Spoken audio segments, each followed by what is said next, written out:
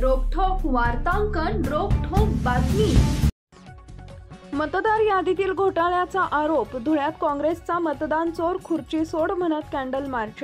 काँग्रेस नेते राहुल गांधी यांनी उघडकीस आणलेल्या मतदार यादीतील घोटाळ्याच्या निषेधार्थ तसेच त्यांना पाठिंबा देण्यासाठी धुळ्यात काँग्रेसच्या वतीने भव्य कॅन्डल मार्च काढण्यात आला।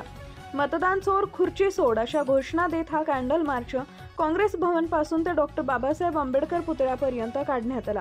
अखिल भारतीय काँग्रेस कमिटीच्या निर्देशानुसार हे आंदोलन करण्यात आले। भारतीय जनता पार्टीने निवडणूक आयोगावर दबाव आणून आणि मतदार याद्यांमध्ये मोठ्या प्रमाणात फेरफार करून लोकशाहीची हत्या केली आहे, असा गंभीर आरोप काँग्रेसच्या पदाधिकाऱ्यांनी यावेळी केला। राहुल गांधी यांनी पत्रकार परिषदेद्वारे हा गैरप्रकार उजेडात आणल्यानंतर देशभरातील काँग्रेस कार्यकर्त्यांनी आक्रमक पवित्रा घेतलाय। या कॅन्डल मार्चमध्ये जिल्हा व शहरातील काँग्रेसचे अनेक प्रमुख पदाधिकारी, महिला आघाडी, युवक काँग्रेसचे कार्यकर्ते आणि नागरिक मोठ्या संख्येने सहभागी झाले होते। हातात मेणबत्त्या घेऊन आंदोलकांनी भाजप सरकारच्या कार्यपद्धतीवर तीव्र टीका केली व या संपूर्ण प्रकरणाची निष्पक्ष चौकशी करून दोषींवर कठोर कारवाई करण्याची मागणी केली।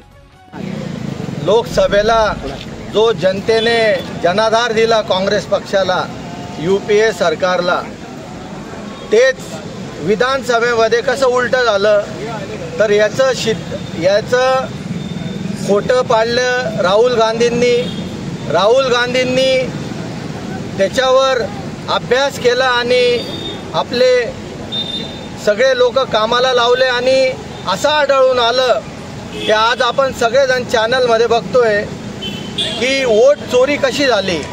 2014 मध्ये किती मतदान झालं आणि 2024 मध्ये किती मतदान झालं याची राहुल गांधींनी शहानिशा केली आणि लोकांसमोर, जनतेसमोर हे सगळ्या गोष्टी राहुल गांधींनी आणल्या।